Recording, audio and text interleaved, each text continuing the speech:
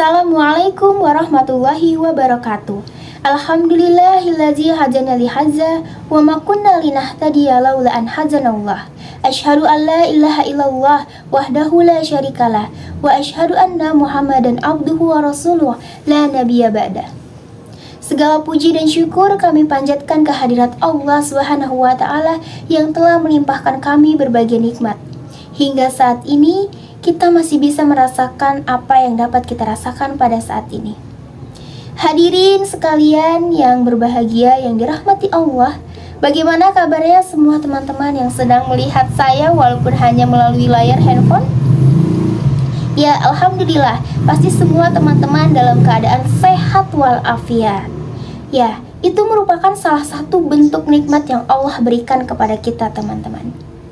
Hadirin sekalian, kalau kita bicara tentang nikmat, daftarnya itu panjang sekali, gak terhitung. Kadang kita sibuk mikirin nikmat yang belum pernah ada di tangan kita, sampai kita lupa dengan nikmat Allah yang sudah pernah ada di tangan kita yang dapat pernah kita rasakan. Nabi Muhammad SAW pernah bersabda, itu ada dua nikmat yang sering dilalaikan oleh manusia, yaitu diantaranya nikmat kesehatan dan nikmat waktu luang. Coba teman-teman, ayo kita renungkan sama-sama, mulai dari nikmat kesehatan.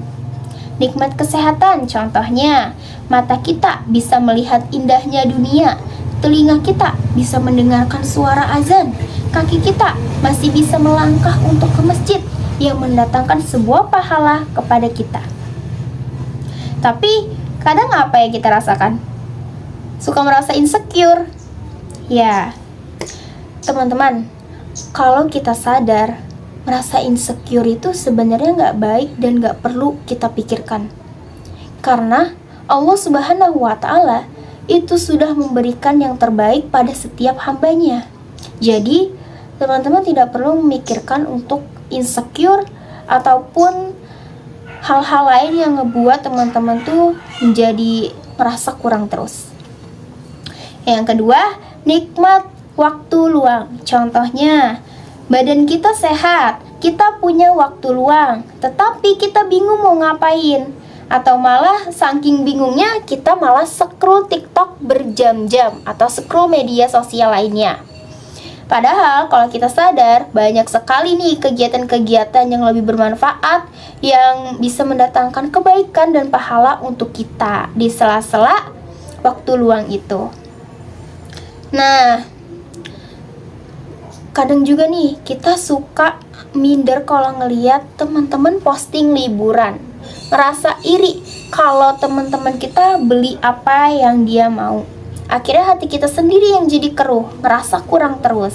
Padahal kalau kita mau lihat ke bawah, banyak sekali orang-orang yang kondisinya jauh di bawah kita. Lalu bagaimana caranya bersyukur? Apakah cukup dengan mengucapkan Alhamdulillah saja? Ya, Alhamdulillah itu sangat penting, teman-teman.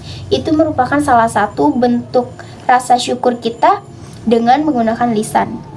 Tetapi kalau teman-teman ingin ketahui, syukur yang sesungguhnya itu lebih dalam daripada itu.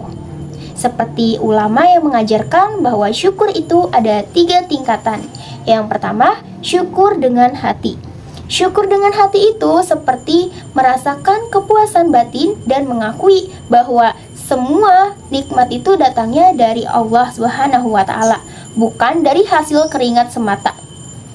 Yang kedua, syukur dengan lisan. Syukur dengan lisan yaitu seperti mengucapkan pujian kepada Allah dengan mengucapkan hamdalah atau alhamdulillah.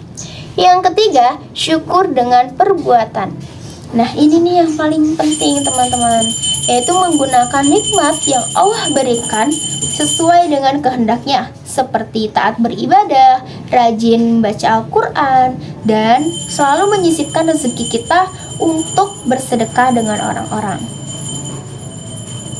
Dalam Al-Quran surat Ibrahim ayat 7, Allah berfirman, wa iz tazzana rabbukum la in syakartum la zidannakum wa la in kafartum inna azabi lasyadid. Dan ingatlah, ketika Tuhanmu memaklumkan, sesungguhnya jika kamu bersyukur, niscaya Aku akan menambah nikmat kepadamu. Tetapi jika kamu mengingkari nikmatku, maka pasti azabku sangat pedih. Nah, teman-teman jelaskan, kalau kita bersyukur, nikmatnya itu akan ditambah oleh Allah Subhanahu wa Ta'ala. Tambah yang dimaksud itu bisa jadi bertambah hartanya, bertambah nikmat sehatnya, dan juga yang paling berharga adalah bertambah ketenangan hatinya di dunia serta di akhirat. Dan juga begitu pun sebaliknya, kalau kita kufur nikmat, ingkar, dan gak mau bersyukur, azab Allah itu pedih. Na'udzubillahi min dzalik. Jadi, marilah teman-teman kita biasakan untuk meningkatkan rasa syukur dalam kehidupan kita sehari-hari. Mulai dari hal kecil saja, seperti bangun tidur mengucapkan Alhamdulillah, memanfaatkan nikmat untuk kebaikan, dan tidak mengeluh atas takdir yang Allah berikan kepada kita. Semoga kita termasuk hamba yang selalu dicintai Allah karena pandai bersyukur. Sekian yang ingin saya sampaikan kepada teman-teman.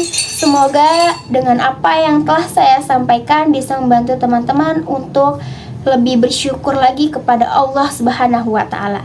Amin. Terima kasih dari saya. Wabillahi taufiq wal hidayah. Wassalamualaikum warahmatullahi wabarakatuh.